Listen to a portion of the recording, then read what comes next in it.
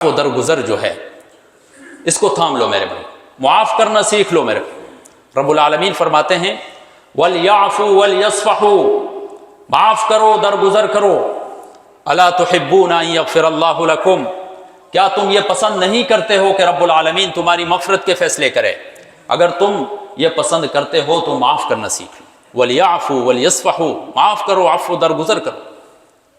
وَجَزَاءُ سَيِّئَةٍ سَيِّئَةٌ مِثْلُهَا فَمَنْ عَفَا وَأَصْلَحَ فَأَجْرُهُ عَلَى اللَّهِ، برائی کا بدلہ تو برائی سے دیا جا سکتا ہے، لیکن جو عفو درگزر کرے گا رب العالمین کے ہاں اس کا اجر ہے۔ پھر رب العالمین اپنی رحمتوں کے مطابق، اپنی شان کریمی کے مطابق پھر اجر دیتا ہے میرے بھائی۔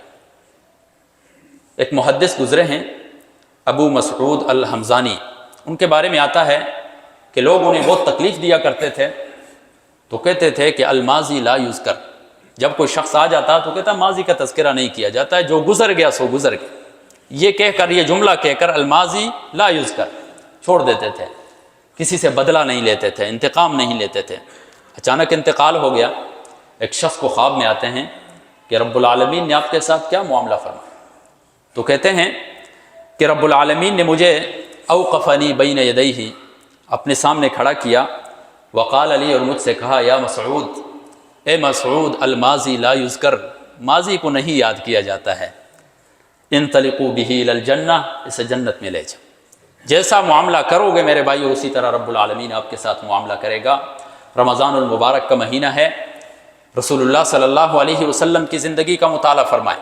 اپنے چچا کے قاتل کو معاف کیا، طائف کے اندر جاتے ہیں، دین اسلام کی دعوت دیتے ہیں، لیکن لہو لہان کر دیا ہے، پھر بھی معاف کر دیا۔